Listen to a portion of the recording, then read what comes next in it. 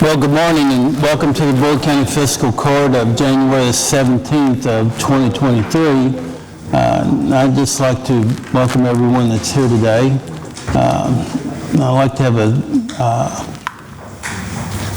I'd like to thank the mayors who are here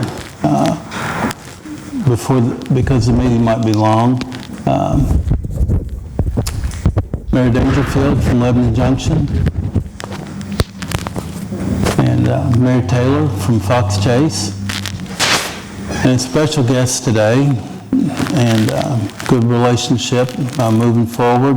I've been to their city council meetings, and Jose Cabrero, the new mayor of Shepherdsville as well.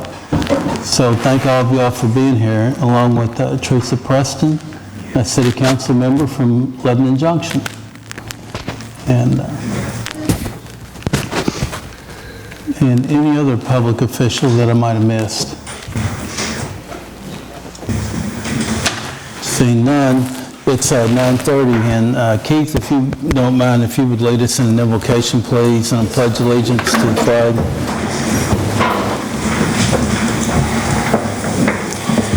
Let us pray. Heavenly Father, thank you for this opportunity to come together. Lord, we lift up this court, we lift up everyone here for your guiding hand on them. Lord, be with them as they make the decisions that affect everyone in this county. We ask this all in your name. Amen. Amen. I pledge allegiance to the flag of the United States of America and to the republic for which it stands, one nation, under God, indivisible, with liberty and justice for all. Thank you, Keith. Thank you, sir.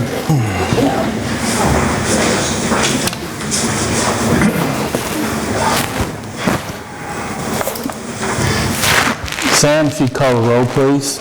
Vera Sanders? Here. Sean Longston? Yes, here. Karen Johnson? Here. Brian Bleemel? Here. Judge Summers? Yes. All present?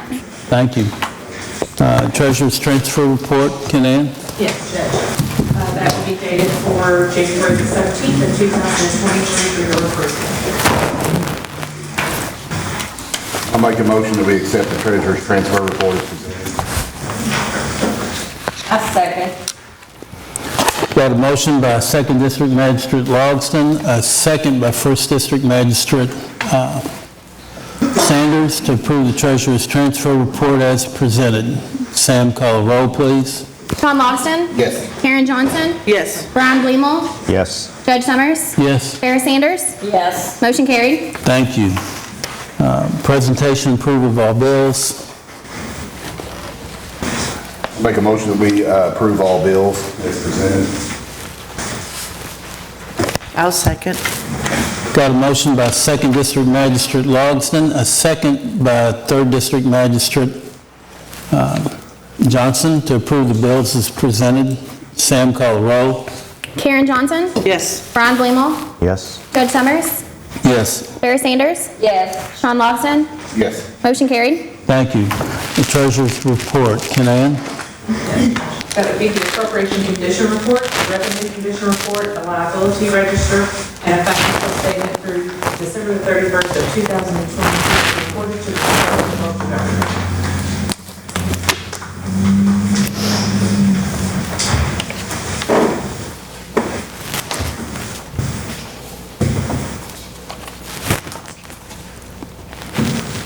I'll make a motion we approve as presented.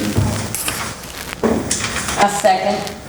Got a motion by 2nd District Magistrate Logston, a second by 1st District Magistrate Sanders to approve the treasurer's report as presented. Sam, call the roll, please. Ron Blumel, Yes. Judge Summers, Yes. Sarah Sanders, Yes. Sean Logston, Karen Johnson, Yes. motion carried. Thank you. The approval of the minutes for January 3rd, 2023 Bullitt County Fiscal Court meeting. Make a motion, we approve the minutes dated January the 3rd, 2023. Second. Got a motion by 2nd District Magistrate Logston, a second by 4th District Magistrate Blumel to approve the 2023 January 3rd minutes of the Bullitt County Fiscal Court as presented. Sam, call the roll. Judge Summers, Yes. Sarah Sanders, Yes. Sean Logston, Yes. Karen Johnson, Yes. Ron Blumel, Yes. motion carried. For presentations, we have Dustin Duncan from KIPTA, coronavirus. Good morning, everybody. I'm Dustin Duncan with the Kentuckiana Regional Planning and Development Agency, and I'm here to help close out the Community Development Block Grant awarded to Bullitt County Fiscal Court on August 31st, 2021. The purpose of that grant was to provide utility assistance to county residents in arrears due to COVID-19. Bullitt County was awarded $200,000. The project was administered by KIPTA, which is who I represent, and activities were performed by the Multipurpose Community Action Agency. The project period ended December 31st, 2022. As of that date, about $2,500 have been expended, and funds are no longer available for disbursement. This public hearing is the last requirement in the closeout process for the grant. All records will be kept on file at KIPTA's office for 5 years from the closeout date. No formal action is required by the court other than allowing for public comment. Okay, thank you. Thank you. We have a presentation by the county clerk.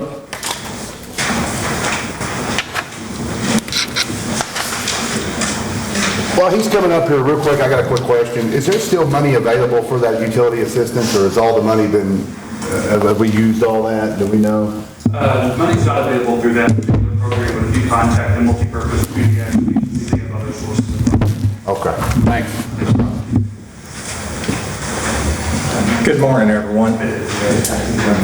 I don't really plan to talk very long, and I'm not going to ask you for a vote on anything, but I wanted to catch you up on elections and what is being anticipated as we go forward. This plan is not set in stone by the Board of Elections at this point, but we are getting close.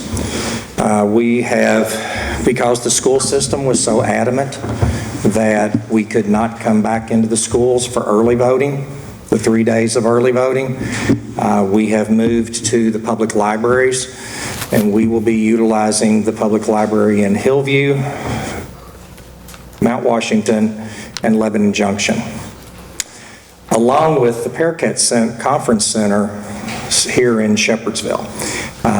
Shepherdsville will be the anchor. It's going to have the capacity at least 2 times what any of the libraries will be able to do. But the libraries have been remarkably cordial and welcoming and helpful to us in beginning to get things set up. The equipment that we use in those libraries will be, when we close down on Saturday, all of the equipment is going to be broken down, put into and taken back to the voting machine room to then begin setting up on Monday for 7 of the schools. The Pearcat Center will not get well, it will be broken down because we'll be going from the McDowell room back to the Salt River. We're going to pick up the 3 high schools, Bullitt East, North Bullitt, and Bullitt Central. We will also be utilizing Eastside Middle and Zonton Middle, and we will be in Lebanon Junction and Nichols. So we'll be in 7 schools. It covers, again, it has us covering the 4 points of the compass, north, south, east, and west. Pearcat, the setup in the Pearcat and the 3 high schools will be comparable. The anticipation is we'll have 10 check-in stations at those locations. We will have At at the middle schools, we'll drop down to 5 and have half the capacity of what we have at the high schools. But we'll have 2 in the east, 2 in the north, and 2 here in Shepherdsville, Bullitt Central and Pearcat, for Election Day only. And we had a 75-25% turnout split. We had 25% turnout in early voting. We had 75% turnout on Election Day. We have got to work, and we're working on various ways to buy media and information to let the public know that early voting is there and that it's available, and the goal is other states are running about a 50-50 split. I'm going to try to see if my goal is to try to pull us up to a 40-60 at least for this election, and then see if we can pull it on up more getting to the November election to bring it up to like a 50-50. The numbers of being able to service make a lot more sense when I start looking at this 40-60 versus what happened in November. They just didn't show up in early voting in Bullitt County on 3-day voting. And this election is going to be different. We anticipate a much better flow for customer service because we're going to have a remarkably different ballot. We're not going to be on legal size paper, we'll be on letter. It'll be one-sided only. There will not be a constitutional question that has people calling friends and neighbors and doing Google searches trying to figure out what yes means or what no means on a particular question. So the speed with which people can go through the ballots will be like what we've been used to in the past. So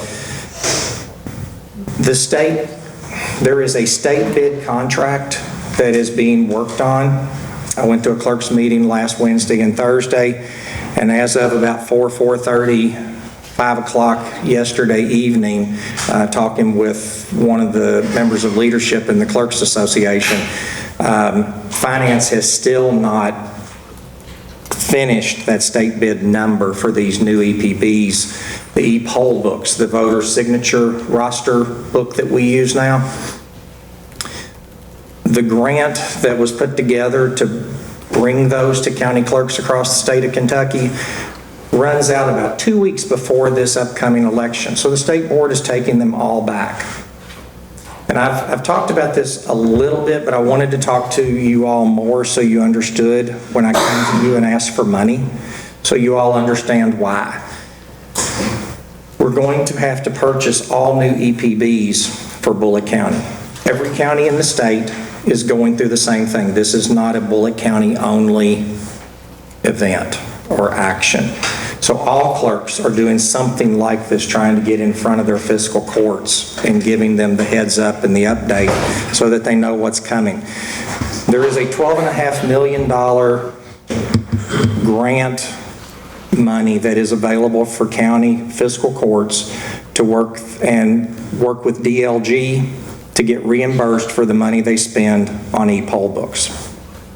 As the way we're being told, it will ultimately be a wash, that you all pay for them, and then you make the request for reimbursement, and DLG then provides reimbursement money to you. There is an additional $12.5 million that will be available the following year. I may be coming to you all, I am going to be asking you all for some additional equipment in the Verity prints, the printer that prints the ballot, because we're going to need extra equipment to be able to provide service to the voters when they show up. I went on the frugal side when we made the initial purchase of this new equipment. I was too frugal, and we're going to have to step it up. Looking at the numbers, I'm not going to ask for something that we don't need. My plan is to try to ask to where we have enough capacity to be able to handle a 2024 November general election. That's the one that's out there on the radar. I know it's coming. It's going to show up. It'll be 60 to 70% turnout. And if we don't have the capacity to handle it, we will all have it on our face, not just me. So if you've got any questions, I'll be happy to try to answer them, but I just wanted to give you a heads up so that you all have, 3 out of 5 of you are new. I wanted you to have some understanding of what's coming down the pipe, and hopefully this will. Bullitt County was not the only county also, by the way, that had long lines. They were prevalent around the state. And Hardin County had loaned us on election day. They were remarkably gracious, and they loaned us 2 of their scanners. One of them started up and the other one would not power up. The clerk down there told me, he said, the only thing that was different between, and he was not the clerk, he just got elected, he's brand new, but he told me, he said, the only thing different between Bullitt County's election in November and ours was that the helicopters didn't show up from Jefferson County to fly over Hardin. He said, we had long lines too, and he said, you just happened to be so close to Jefferson that you're easy to get to. So that's all I have to present to you at this time. Any questions? I got a couple questions. In District 2, I misheard you. I know we're going to go with East Side again. What's the other location? Bullitt East High School. So we'll have Bullitt East High School back? Yeah. Well, I appreciate you doing that, because I know that's probably one of the biggest criticisms I heard was just not a second location in that East Bullitt County. Everybody felt like King's Church, closer to Taylorsville, that was just a tremendous amount of way to travel to get the east side to vote. So by having another voting location over there, I think it's going to be a big deal. Will we be using Mount Washington Library as well too for early voting, or? For early voting, yes. And let me go back. Early voting is the Thursday, Friday, Saturday before the election. Right. Anybody can show up. It is just 3 more days to vote. Tom, that's crucial. It's just 3 more days to vote. Yeah. And I think the biggest thing is, I think we definitely need to push that out, because it is, but I think there's still that belief that people still are doubting the voting system with everything that's been played out in national media. So I think a lot of people just historically, I talked to a lot of people and said, hey, you could have voted early, but I like voting on election day. That's election day. So I think there's a lot of people that feel just election day is election day, and it's kind of history. It's kind of embedded in yourself that that's the day you vote. So it's changing cultures, not just, so it's interesting to see. I always wondered what those statistics were, because 75% voted on election day here in Bullitt County, 25% only took advantage of early voting. I will commend your entire staff, though, and because I stood in those. I wanted to vote on election. I could have voted early, but I wanted to vote on election day. So I was one of those that stood in line. Shame on me, maybe, but I'm one of those that just felt like today's election day, and today's the day to do it for me. So there is going to be a little bit of culture change to get people to try to accept that and believe in it. You got to believe that their vote counts, and it's new to people, I think, to think that you can vote anywhere in the county and know that that's being, that's being tracked, and that's being, so it's going to take some education. It's going to take some, definitely working with Tom and the newspaper and other media outlets to try to get that out there. But I think the biggest thing is people want to vote on election day. So I think we've got to be prepared for that. So by having some of those other venues to be able to vote, and I think that's going to be a big plus. I hope so. I have a question on the reimbursement from DLG. You'll have someone who'll work with us or work with John back there to make sure that we get the right language in there? Yes. Because DLG is, they're not real prompt in their payments. Okay. If you would, Kevin. Not a problem. What kind of timing are we talking about? Are you set up for May, or are we looking at needing to do something before this? You need help, you need money Probably like right within now? 30 days. Within 30 days? Within the next 30 days or less. My plan is to have this thing finally organized. I had held The state board had told me that there was some sort of an app to help us map out using vote centers based on our voter registration. They never came through with it. We had a meeting last week. We knew that state board was going to be present at that meeting and that they were going to be talking about the state contract pricing for these EPBs. So I was holding back on that, and that's why last week we were scrambling trying to get on the agenda for this meeting, because we realized that I didn't want to have to ask you all to call a special meeting just to be informative. But I depended on how the timing looks on this stuff to get things done. I may or may not have to ask the judge to consider a special meeting just to get the purchase of these EPBs approved for signatures. And I'll know more as I get a few more days down the calendar. Okay. Thank you all. Okay, thank you. Perry Cook?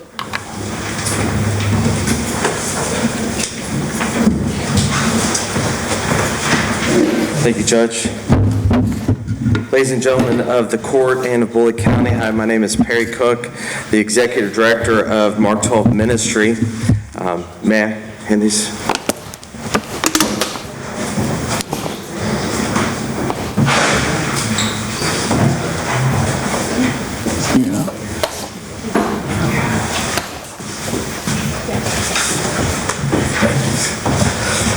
I was just handing out an update for Mark 12 Ministries from 2023 in addressing the homelessness and impoverished in our community.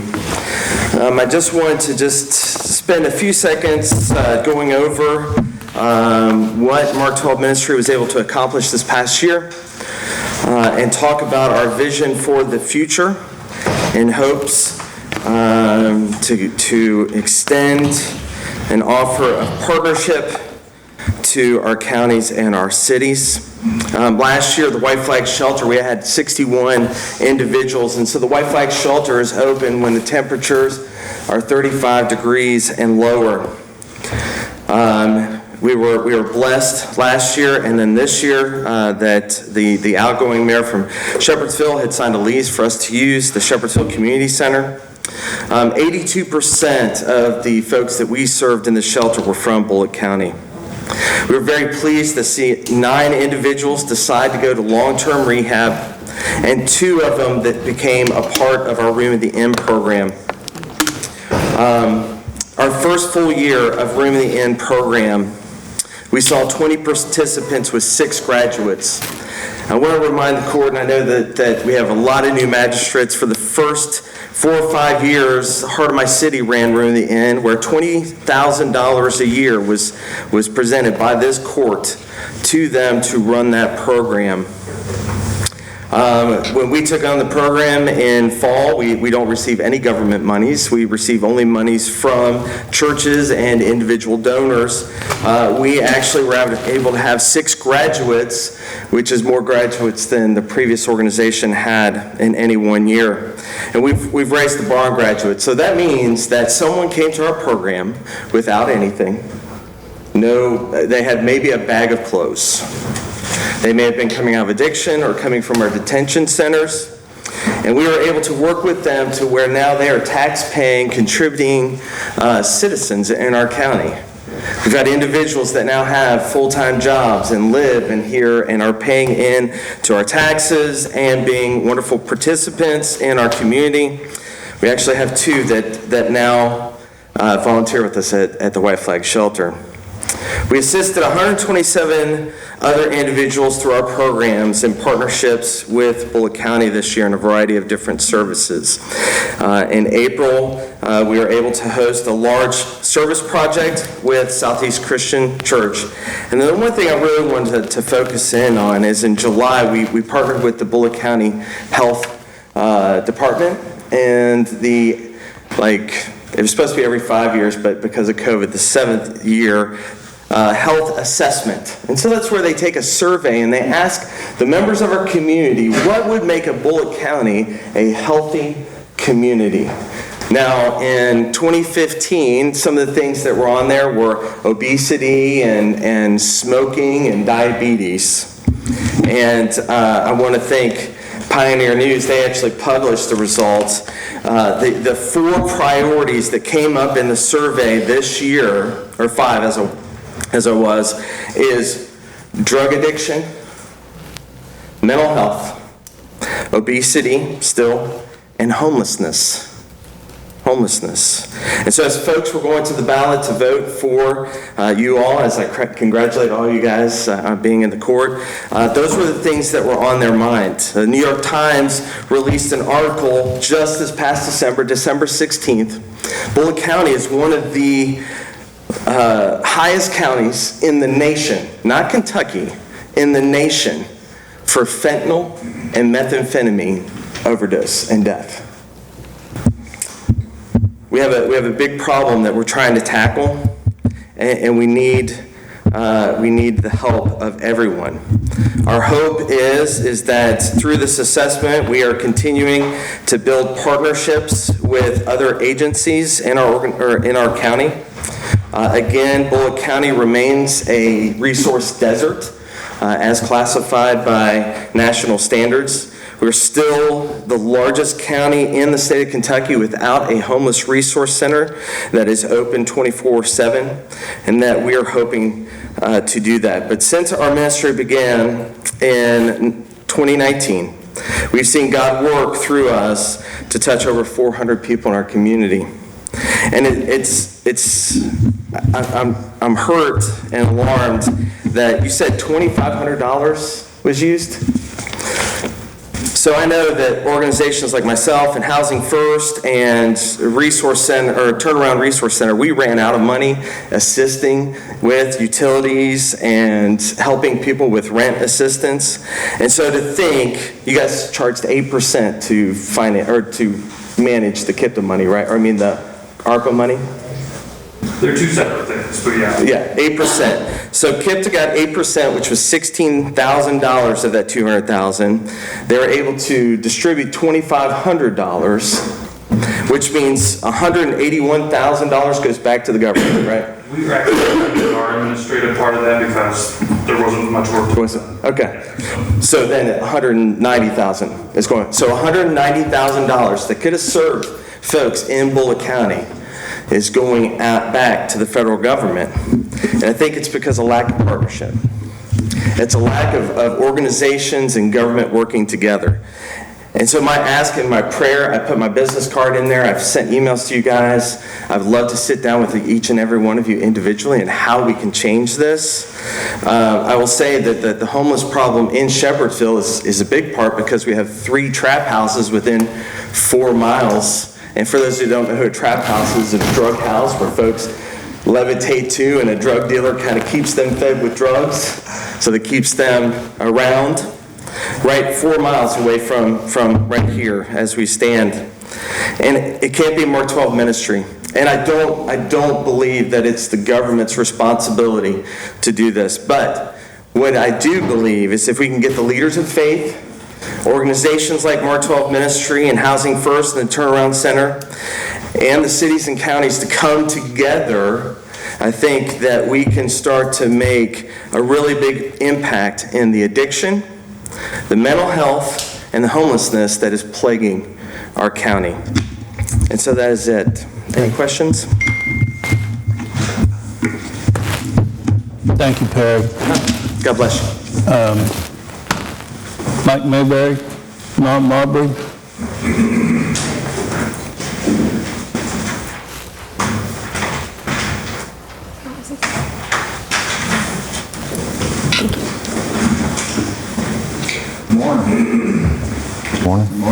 My reason here this morning is that the end of the year, I sent a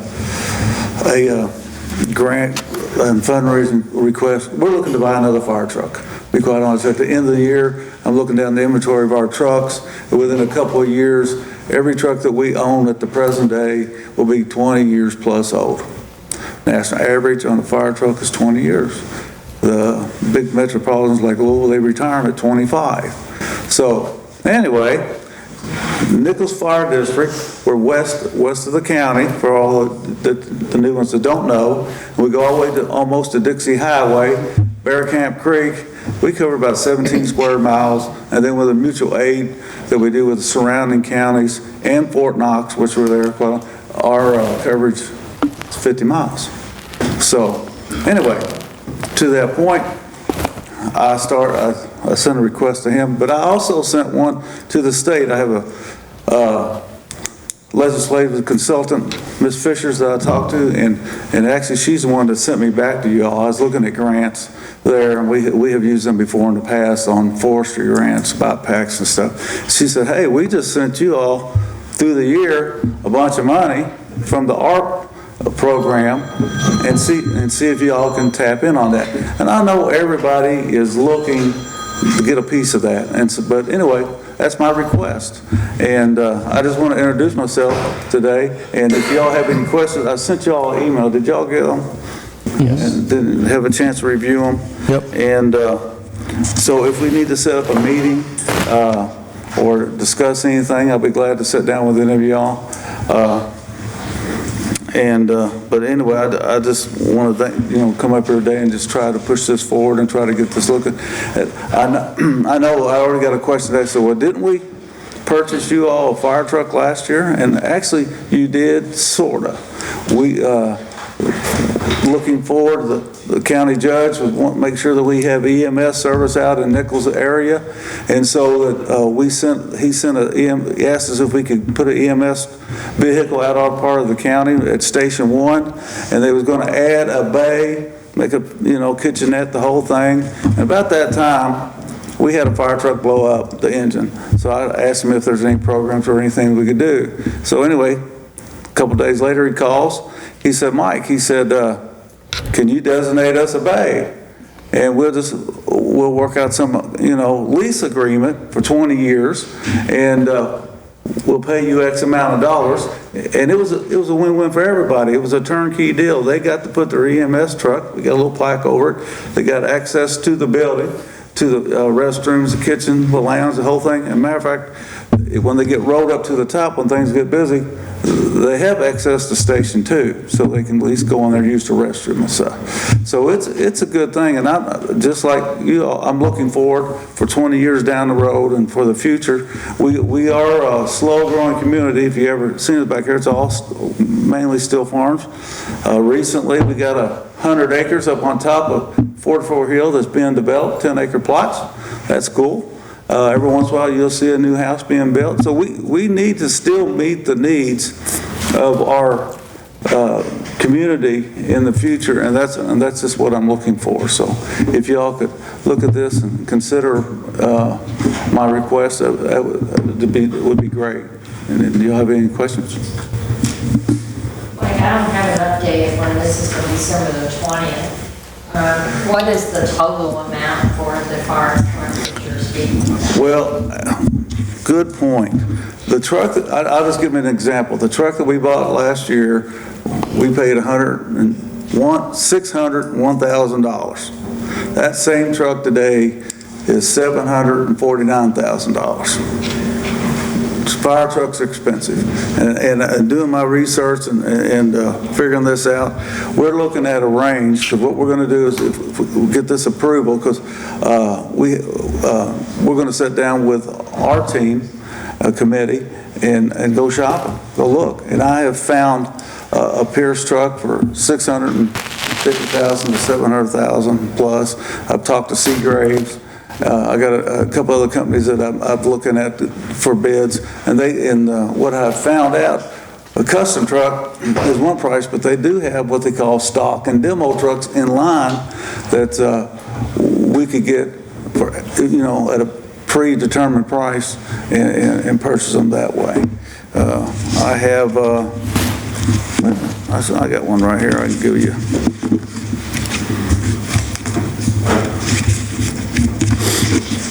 Mike, you kept saying, he said. Who's he? The person on what part? The person behind the curtain. You said he said, like through your presentation. Like who are you talking to? I was talking, Brian here. Okay. He said something about, we already purchased you a truck, and so I was just explaining myself. Okay. And the person behind the curtain on the, our program is, I'll get your full name, Carrick Fisher. Who is it? Carrick Fisher's, Kenerick.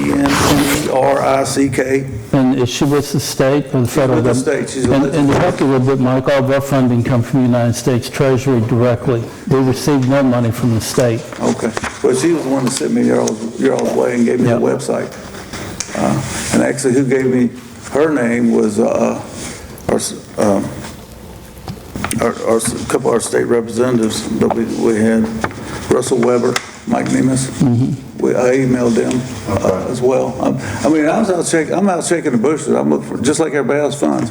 We have limited X amount of dollars. We have about 300,000 a year. It sounds like a ton of money, but to suit one firefighter up, we're looking at $1,500, $2,000 just to put him in boots and a jacket without the training. I mean, it's just expensive. We can't go to Harbor Freight and buy this stuff. I wish we could, but it has to have that stamp on it. And, any other questions? I have one more. I'm not sure if I understood you right on between 20 and 25 years. Did you say that most trucks will last 25 years? They retire them at 25. They retire them. The bigger metros, this is a nationwide average. So- We got a truck, wait a minute, I got the paperwork on here. Not a big hurry. Yeah, our one Pierce truck's 206, our tanker's a 97. We come down to our other Pierce truck's a 202, and then we got the KME engine that's a 1996. So we have a day, but what happens when you start getting up to the age, and y'all know as well as like a used car, used truck, we have expenses that we have to repair. And so I'm just trying to cut part of that off. Yes, sir. You look like you had a question. Always got questions. Okay, yeah.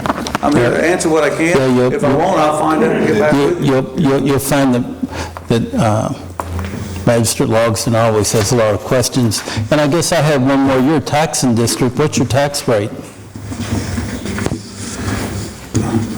But when I put this number together, it equals 500,000 from you and 200,000 from us that we have. It's 700,000. And in my mind, at the end of the year, I was thinking 10% added on to the 600,000, we'd have bought another, a truck just like the one we want, which is kind of like top of the line, so they say. I'm not part of that. I just look for it to be functional and run, and show up to the house. But and then when I talked to them, they said, "Oh, Mike, it's on up 20%." Come to find out, you have one company that makes all the rails that they all sit on. You got another company that they're kind of make all the tanks. They got their own little. They got a little thing going on there. But As far as your department's concerned, have you all budgeted? Have you allocated a certain amount of what you've got in your bank for this? we put X amount of dollars every year. How much do you all have right now? 200,000. 200,000. So you've got $200,000 right Yes. now towards that. Yes. And I guess back to my question, you're a taxing district. What is your tax rate? What's it? 10 cents on the hundred. Is that where you're at? That's It's where 10 we're at. cents? And every time it's, and y'all don't want your taxes raised, I don't want mine. So we're trying to work within our means, really are. And we have 1,800 in our Nichols district, families, about that. So we're limited. We're not like, fortunately or unfortunately, like, Mount Washington area that's got a big tax base.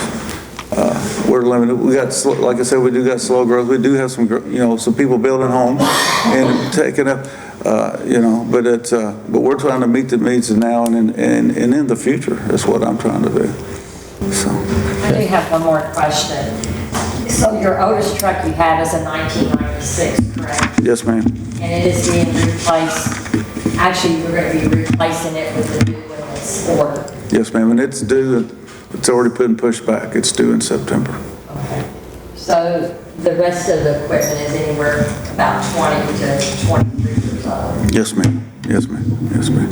Yeah. When I said as of today, I meant today, because they could push our truck back again. I mean, it's just crazy out there. I'm gonna go on a side note here. This has nothing to do with buying the truck here, but this has something to do with, I think, emergency management, fire departments all across our county. I was in Hardin County, coming up Western Kentucky Parkway, and there was an accident, and there was a truck that had the flashing arrow, get over, and, it looked very like a State Department type truck, very, very commercialized, but it was extremely, extremely visible from a long, long way on the interstate. I don't know exactly how far, but you could clearly see it well in advance. And when I got up by there, I looked at the door of that truck, and it was Hardin County Fire Department. I just thought I haven't seen that. I'm sure it's pretty common, but I thought from an emergency management standpoint, that was an amazing idea to have some type of vehicle that's got that message board on the back with that arrow, that any accident, whether it's on the interstate or a 2-lane highway, they had that vehicle there. And I don't know, I'm just talking out loud, soapbox. Yes. Has nothing to do with Nichols necessarily, but I mean, it's kind of countywide. But I thought, Justin, I know you're listening to me back there, and I don't know if this would ever come up to anything, and Walt being here, sheriff, but I just thought overall that was a really nice tool, because I mean, you really could, a mile away, you could see that light just flash, and you knew something was going on, and it kind of signaled you to get over, and it was far enough away where it seemed like if there was an accident, it was going to happen, and it had those safety type cushions on the back of the truck. And so I just can't imagine the lives that probably could save if there was. But I thought it was a pretty neat thing, and I hadn't seen that by other fire departments, but I just thought I'd throw in. I don't know if anybody's seen that or not, but I thought it was a really nice tool that they had to use that could potentially save lives. Well, on that point, in the paper, it listed all the runs, and Nichols makes 250 plus. I think it said 267 in the paper, and we also assist when they have wrecks, EMS. We have EMS, and I think we have 1 or 2 paramedics that's on the fire department that respond. Sometimes we can get there quicker than they do. And to your point, we made some, 73, 74 runs that was posted in the paper, assisting and doing that. We block the roads. We clean up the mess. It's more than just putting water. We're here to serve and protect, the community and property and the people and property. So you're right. The fire department does a lot. We just have the storms coming out. The road department might not get there, but we have chainsaws on our fire trucks. We're out cutting trees, pushing them off. At Nichols, if you ever been up there, we're valleys, ridges, and it's kind of scattered. And so they do more than just fight fires, and save cats out of a tree and that kind of thing. It's we respond to wrecks, so anyway. I said a while ago, that was my last question, but I do have one more. I know there is 3 departments in that area. The trucks you listed, are they used at all 3 locations or just one location? No, all 3. Each house has one. And they also, most houses have a pickup truck, which is used for the forestry, because we have so many woods and forest fires around here.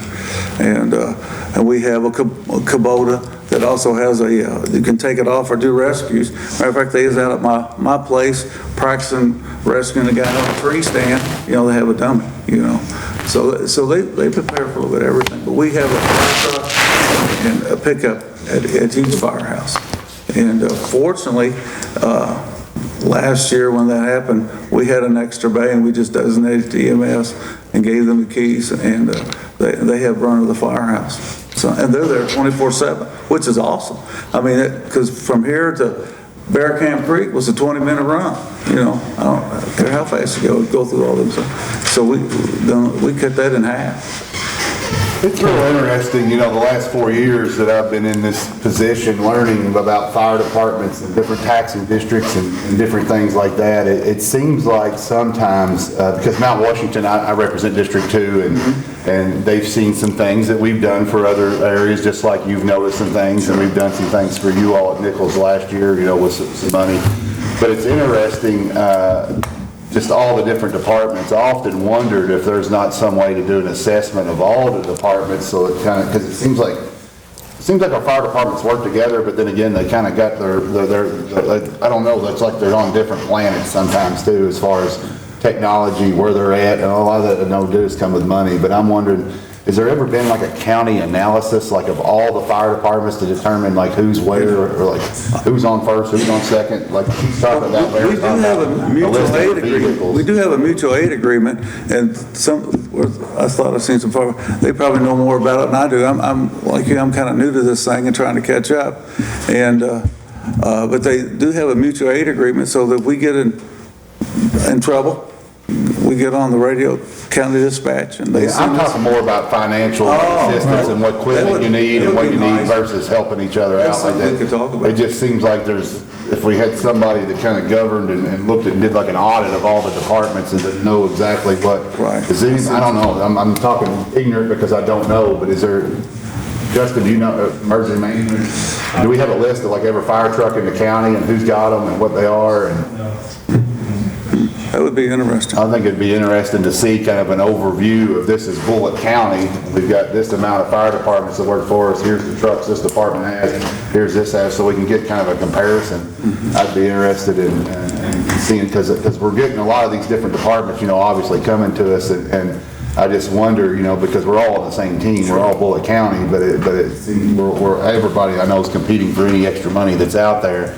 But I just wonder, from a bird's eye view, looking down at each different department, what does each one need that the other one don't have, and how much communication is being done between the departments, and whether there's an older piece of equipment at this department that could be used at this department and traded off or something like that. But I'm just wondering how much communication actually goes on between. Does that make sense at all? Well, I can, on my part, but don't the chiefs meet once a month? Mm-hmm. So, They meet. So there is some dialogue. Do they meet with emergency management also? The same time?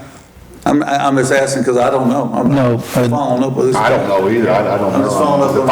The fire chiefs all meet together once a month. That's news to me. So that's kind of what I'm. But Okay. There's a monthly meeting with all the fire chiefs. Yeah. Mike Robertson's our chief, and he takes care of the daily stuff. And I'm the chairman of the trustee of Nicholson. We take care of the finances and try to find. You're there at that meeting then? No, I'm just a trustee. At the Nichols meeting. I haven't been invited there. I go if I can. Okay. Actually, we're having a trustee meeting tonight, so come on if you got any questions. Check us out. So, anything else? Oh, we're good. I appreciate your time. Okay. Thank you, Mike. We have no old business. Tammy's second reading action requested on zoning ordinance 23-01, Bullitt County Fiscal Court. Commonwealth of Kentucky, County of Bullitt, zoning ordinance number 23-01, an ordinance relating to the changing of zoning of certain property from agricultural to conservation. The property in question is 3.01 acres more or less, located at Collings Hill Road in an unincorporated area of the county. Whereas the Fiscal Court of Bullitt County has considered the evidence of the public hearing held by the Joint Planning Commission and the recommendations of the Commission, the information provided in the staff report of the Office of Bullitt County Planning and Zoning, and the testimony and evidence presented at the public hearing held by the Fiscal Court. And whereas the Fiscal Court concurs in and adopts the reasons of the Joint Planning Commission for said zoning change, and approves and accepts the recommendations of the Planning Commission in this matter as set out in said minutes, and determines that the proposed zoning change is acceptable and should be approved. Now therefore be it ordained by the Fiscal Court of County of Bullitt, Commonwealth of Kentucky, Section 1, that the above property located in the unincorporated area of Bullitt County, and more particularly described in the minutes and records of the Planning Commission in docket number 2022Z-77, is hereby changed from agricultural to conservation. Section 2, this ordinance shall take effect upon passage and publication as required by law. Section 3, should any section, provision, or part of this ordinance be declared unconstitutional or invalid for any reason by a court of competent jurisdiction, then the remainder of this ordinance shall not be affected and shall remain in full force and effect. Section 4, all ordinances and resolutions to the extent they are inconsistent herewith are hereby repealed. Given first reading and public hearing at a regular meeting of the Bullitt County Fiscal Court on Thursday, January 2023. Given second reading at a regular meeting of the Bullitt County Fiscal Court on the 17th day of January 2023. Thank you, Tammy. I'm going to put that in the form of a motion to approve the recommendation of the Planning and Zoning Committee, 23-01, the Bullitt County Fiscal Court rezoning. Second. Got a second by 4th District Magistrate Blamel.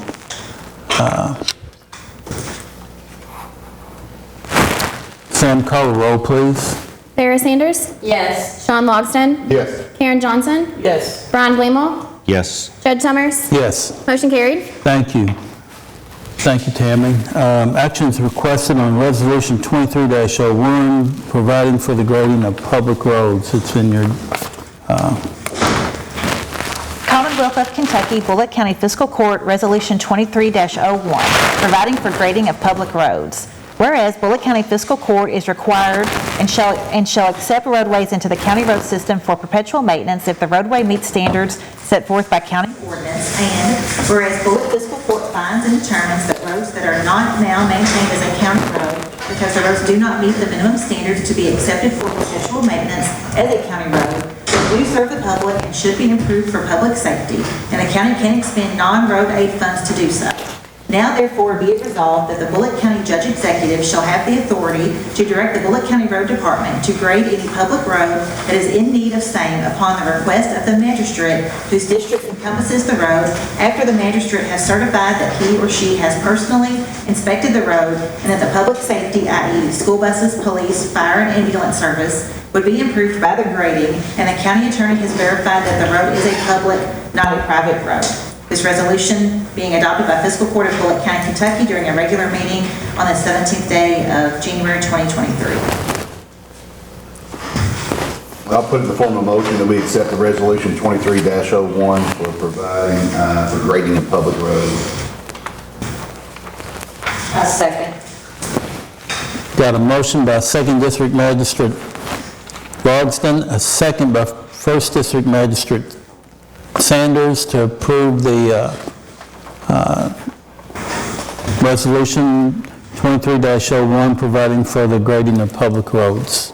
I think this is important because I know even in my district, I can think of 4 or 5 roads, and I know we brought up in the past, a couple of years ago, beginning of the term, an ordinance to help out individuals. There's a lot of people in this county that don't live on county roads and some of these public roads and even some private roads, but there's been a lot of influx, people moving from Jefferson County, and I'm a realtor and a real estate broker, and I think realtors don't do a good job of this. There actually should be probably, when you go to buy a house, there's a form you fill out.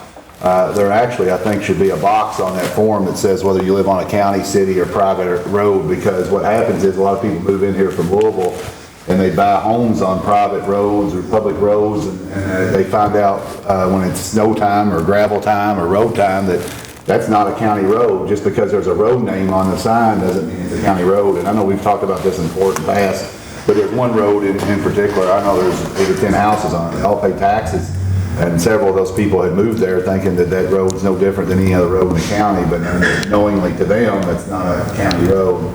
So outside of necessarily this agreement, but it kind of falls in line as well, as we are looking at the county and cleaning that up.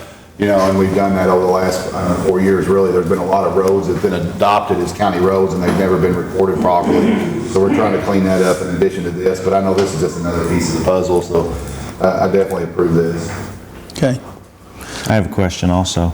So this says for public roads, that's ones that will be dedicated to public use. Is that the way I'm reading it correctly? So it's not just a private road. It's like your private road to your, and there might be a couple of houses on a private road, but it has to be, is that dedicated to public use? Do you know that, Pam? Because it doesn't mention private, that's why I wanted to. Right, so this is just public roads. But the public roads have not been built to county standard and adopted into the road system. So the magistrate just brings it up to the judge and Right. then we can get it graded or? Yep. Okay.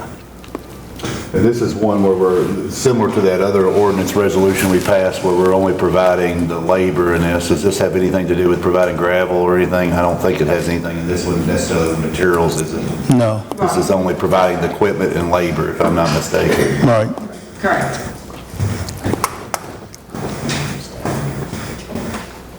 We passed, Okay.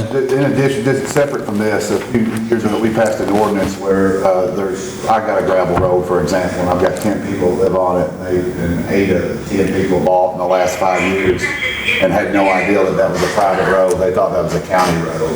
We looked at that, and I looked at those people real closely, and we talked about it in court and said, those people deserve some type of help. They're paying county taxes, but, unknowingly to them, they're on a private road, not a county road or state road or city road. So we looked at it and said, what can we do as a county to help these individuals out that are paying taxes and are part of our county? So that's when we looked at passing a resolution ordinance. It's different than this one, because if I'm not mistaken, this is kind of something that falls in line similar with it. But that one was, we could even haul the rock, we could haul it, we could provide the equipment, we could provide the labor, but we could not buy the material. Right. I've got a road in my district right now, I'm looking at it with a culvert that's an issue, that's kind of a public safety issue, but it falls on private property. So we're going to probably be looking at possibly, I'll bring that to the court soon, about the homeowner buying the culvert, doing some different things, but this not only affects them, it affects a lot of people in their neighborhood. But in this particular case, it'll be something where the homeowner will have to buy all the materials, but we'll be able to work with our county road department in order to solve this problem for them, because it's a bigger problem than just in their yard, because it's contributing to other issues, if that makes sense. Yep.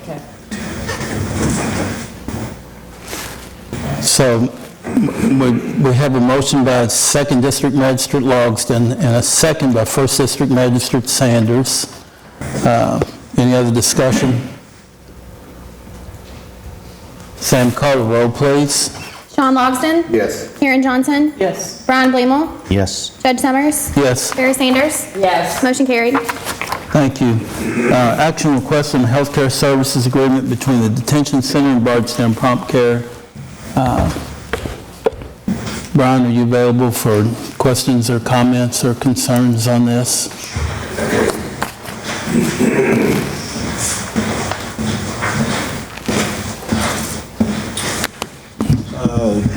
Hey, how's everybody doing today? We're doing well. We wanted to go with the BPC LLC. It gives us more access to a nurse practitioner, registered nurse, and at times we'll even have a doctor come in. It's basically the same thing that we have now. We're just elevating the quality of service to our inmates. So that's basically what it is. I know the price is a little bit increased, but we got to pay for quality, and our goal is 0 deaths in our jail. So medical is very important to us, and y'all take a look at contract. I think everybody has a contract in front of them. Is that right? Yes. So we're just asking you all to pass that for us so we can elevate the quality of the jail. Okay. And Brian, to help you a little bit and help myself in the management of the funds here, and please take this in the right light, but there's quarterly meetings as part of the agreement, and we would like to be a part of those meetings with yourself. We didn't have that opportunity with the last jailer. I'm not trying to put you on the spot. Yes, sir. But we would like to be a part of that meeting. It's under section 1.3, and we would like to be a part of that because they got a clause in there that adds, I'm going to say like $100,000+ a year if it's over, if we're over the $764,000 range. I'm not trying to put you on the spot. I just want to make sure that we're in agreement that we can be a part of that meeting, Yes, sir. the quarterly meeting, to help you. Yes. To help move the jail forward, because I know you want to do stuff with the commissary too. And I'm sorry I didn't get that agreement until, anyway. Oh, We'll that's get that the fine. next time. Yes, Yes, sir. Okay? Yes, sir. Is that fair enough? Anything you need, Judge. All right. And any other questions? No, I mean, you elected for this position, the confidence in, you running the jail, and you've done a phenomenal job, I know, communicating to the public up to this point. Yeah. I don't remember specifically, I don't have a past healthcare plan in front of me. I know you said this is gonna go up considerably, you'll find. It's not that much. I mean, it's like $14,000 literally a month, Okay. which is minimum compared to what we could have in, when I'm gonna say lawsuits or bad health care or the health care that we had before. Right. I mean, their cost is not relevant. We'd just like to be part of the conversation. with it. Anytime. Yes, sir.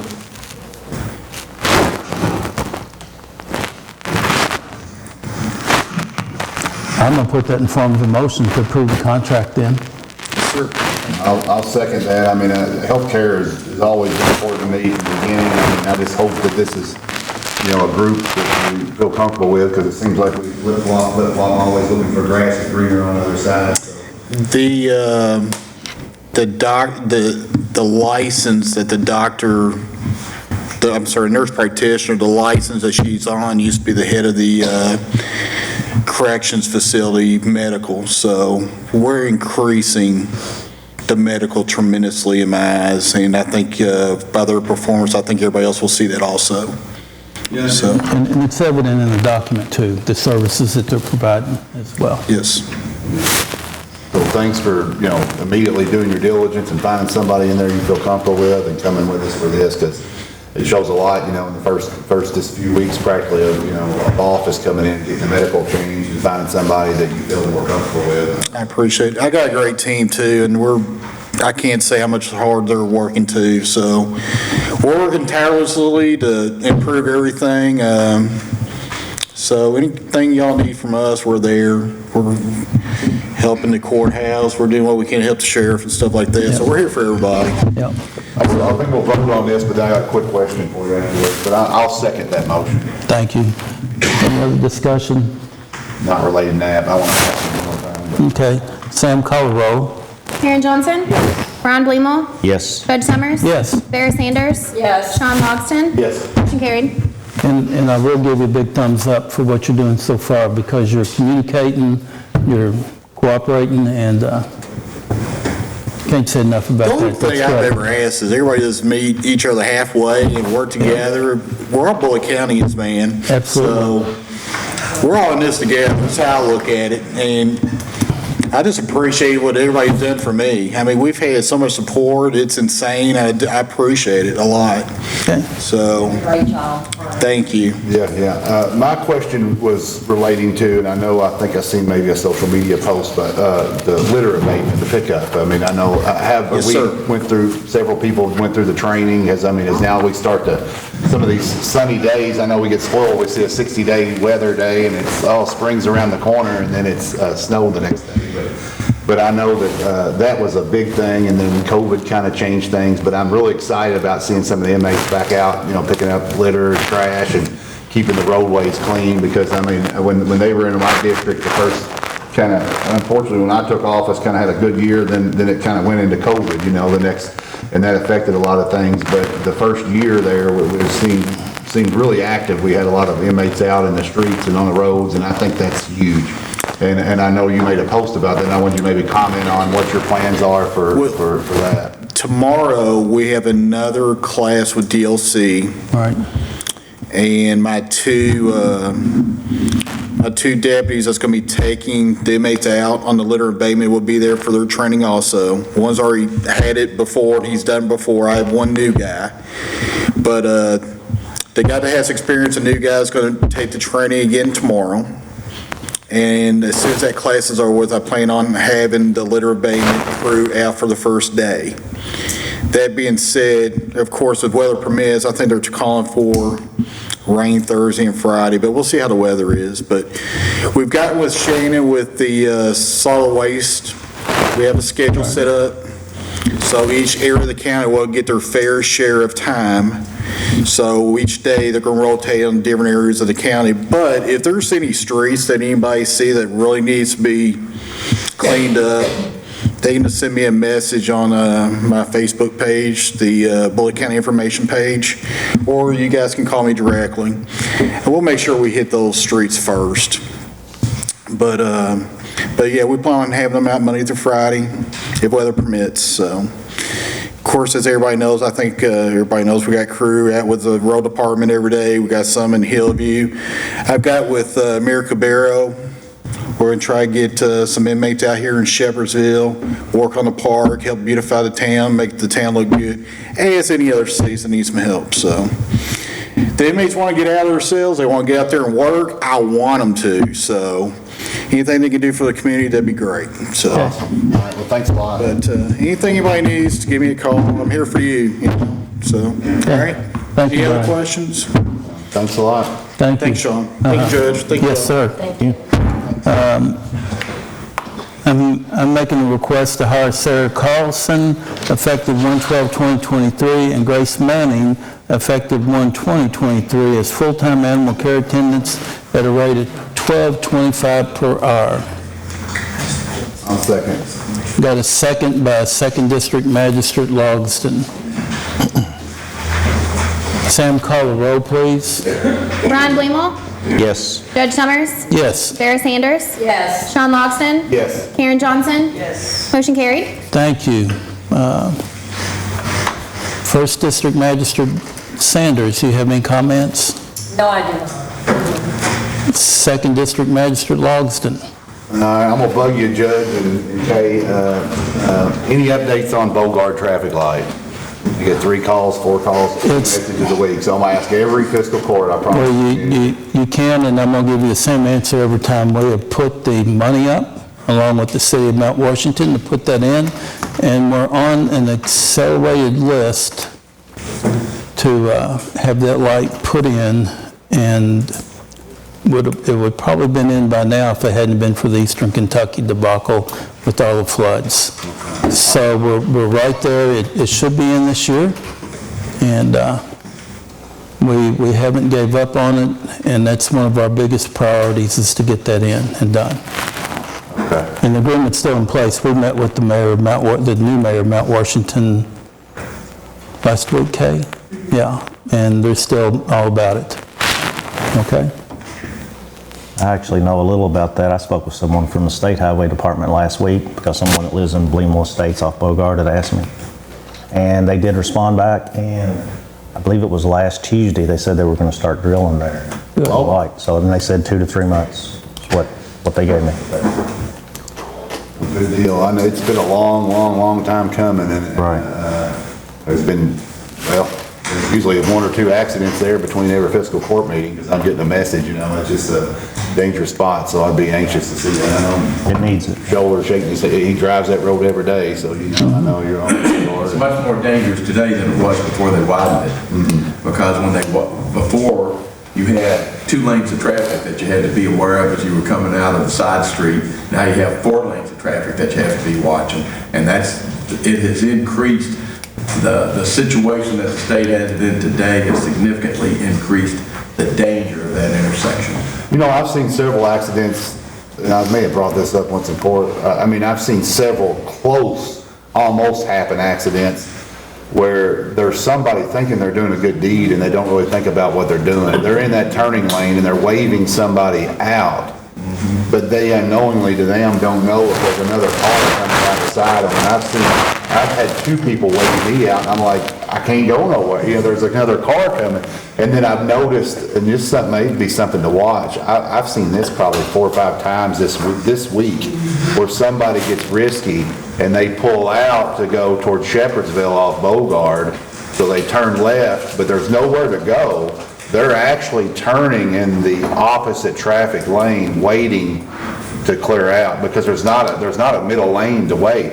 So they turn left to get out of there, and then they're sitting in the oncoming traffic turning lane. So they're waiting in the turning lane of oncoming traffic. And that's illegal. Exactly. And if we see that, if the sheriff deputy sees that, or police see that, they should stop that person and issue a citation. Yeah. That's a Very dangerous spot there. But yeah, a lot of people are trying different things, and there's a lot of factors that cause that to be. But I just wanted to bring that up, and I'm going to bring it up next meeting. Sure. Because the people keep asking, and I just promise I'll keep asking as well.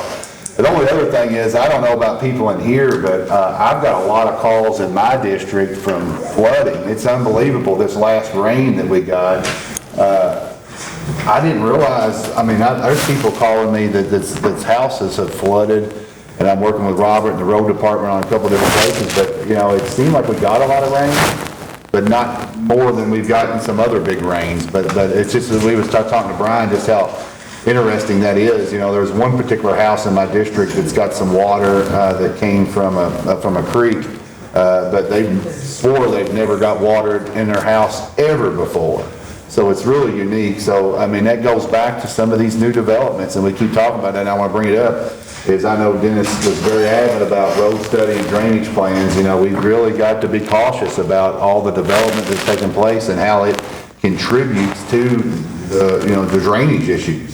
I mean, I've received more calls last week than I have in several months, and all of them are related to drainage and flooding and stuff. So I think just as a county, we really got to just be top of the mind and responsible about any new development, what's it doing, and you know, I looked at this house and it didn't look like there's any new development around it, but it makes you wonder how far down the road or how many miles, if you put development, can it contribute to floodwaters and damage, because it was just unbelievable how many calls I got last week with that rain. And where I live, I noticed that there's been a lot of rains that I've got more water in my house than we did this last time, but this last time triggered a lot of houses and caused a lot of problems. So it's just something I'm just talking out loud as a soapbox that I think we got to be cautious of. Developments of really looking at their drainage studies and what their plan is to divert some of this water and not affect other areas. Okay. That's all I got today. Thank you, Sean. Ms. Johnson? No, today. Okay. Mr. Blumel? I'd just like to bring up again, I think that we ought to have night meetings, one night meeting a month. Preferably, well, I mean, it wouldn't matter, I don't guess, but it could be the same day, just maybe at 7 o'clock, 6 o'clock. I know all the city councils have theirs at night. They have a lot more turnout. So I'd just like to bring that up. All right. Well, thank you. And my closing comments are this coming Wednesday at 2 p.m., if I'm mistaken here, it's at our new hospital, one that we've worked so hard for in this community. We're going to be installing the last beam of a 3-story facility that's going to have at least 40 to 60 in-bed patients. The governor will be there, and all of y'all who can come out and attend, please do, because this is something our community has needed. We were the largest county in the Commonwealth of Kentucky that didn't have a full-service hospital, and that's something that we, and I do mean we as a team, work for so judiciously. I can't thank Russell Weber and Mike Nemus enough for their efforts. They were part of the Health and Family Services Committee in both the Senate and the House. And also a person by the name of Vicki Gleason, who was an ad hoc to our EMS service. So this will be the final beam going up, and I cordially invite all of y'all to come out and attend. It's at 2 o'clock, and no, it's this Wednesday. Yes. So it's the 18th. And Tom Miller will be there, their CEO of U of L Health, their new president will be there. It'll be an opportunity to meet probably the newest member of our community that has literally contributed a lot back to our community. So that's my closing comments, and again, thank all of y'all for being here. I thank the mayors for being here to begin with, and I see the public library here. That's a first. Thank you for being here. And at this time, I'll make a motion to adjourn the 2023 January the 17th meeting of the Bullitt County Fiscal Court. Second. Got a second by Brian Blemo. Sam, call the roll, please. Judge Summers? Yes. Sarah Sanders?